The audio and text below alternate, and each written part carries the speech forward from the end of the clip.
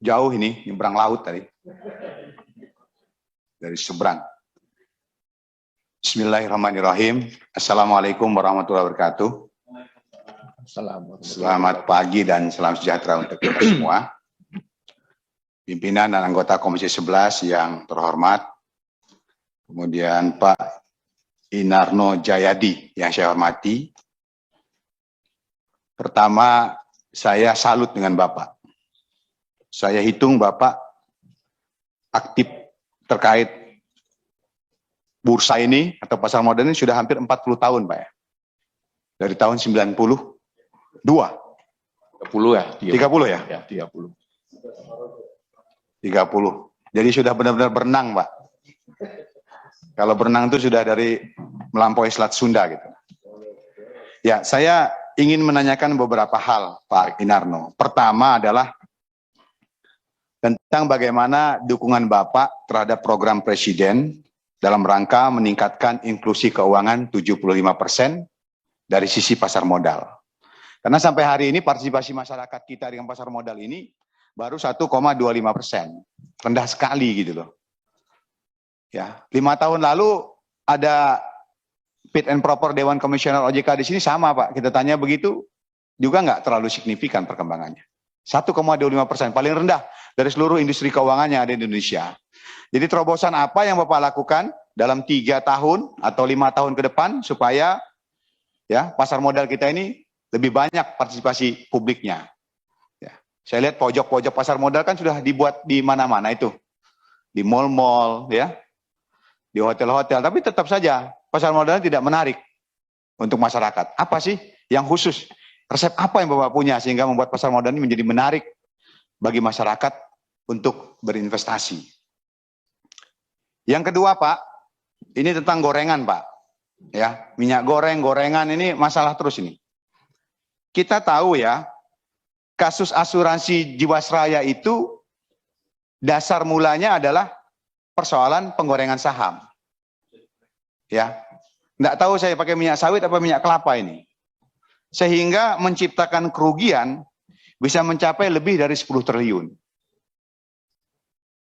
Dan yang dirugikan itu orang banyak Pak. Kalau yang dirugikan cuma konglomerat saja mungkin nggak terlalu pusing kita. Tapi yang dirugikan itu masyarakat-masyarakat yang mau ya ikut asuransi.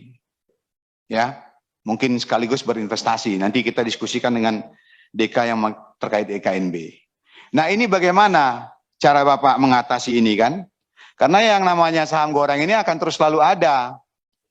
Di mana ada kesempatan, orang goreng-goreng saham, harganya mahal, setelah itu dijual, dapat, apa bahasanya? Pak, cuan katanya. Itu kan? Nah ini bagaimana Bapak mengatasi ini? Supaya mungkin tidak bisa hilang sama sekali, tetapi harus kita minimize. Ya. Jangan terulang lagi Pak. Terlalu sakit bangsa ini. Kalau setiap 10 tahun sekali ada kasus besar gitu loh. Yang jumlahnya puluhan triliun, ratusan, ya. Dan melibatkan masyarakat banyak yang kecil-kecil gitu loh. Ya. Kasihan, Pak. Jadi tolong apa konsep Bapak untuk memitigasi atau mengurangi terjadinya saham-saham gorengan ini di pasar modal. Memang tidak bisa dihilangkan sama sekali. Yang ketiga, Pak, ini saya ada data lama dari Infobank, ya, tahun 2019, karena saya belum punya yang baru. Hasil survei terhadap 182 responden dari berbagai kalangan industri, perbankan, dan lain sebagainya dengan posisi manajer ke atas, artinya para pengambil keputusan. Kata mereka terhadap OJK, ya, kinerjanya dalam hal pengaturan dan pengawasan itu tidak maksimal. Catatannya pertama, OJK mempersempit pengembangan dan ruang inovasi industri keuangan. Jadi kayak birokrasinya terlalu panjang, terlalu banyak, terlalu lama gitu loh.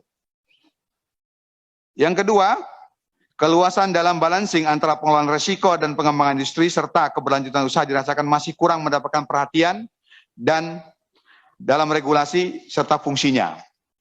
Ya, keluasannya itu terbatas. Yang ketiga, arah pengembangan industri yang lemah, lemahnya penguatan bisnis dan teknis regulator, kemudian juga lemahnya mediasi ya, dan edukasi dalam berbagai sektor keuangan. Ini hasil survei loh Pak, terhadap para manajer yang merupakan para pengambil keputusan di industri keuangan. Nah, terhadap hasil survei ini meskipun sudah lama, saya lihat kalau melihat fakta di lapangan ini masih relevan. 2 tahun ini progres OJK begini-begini aja gitu loh.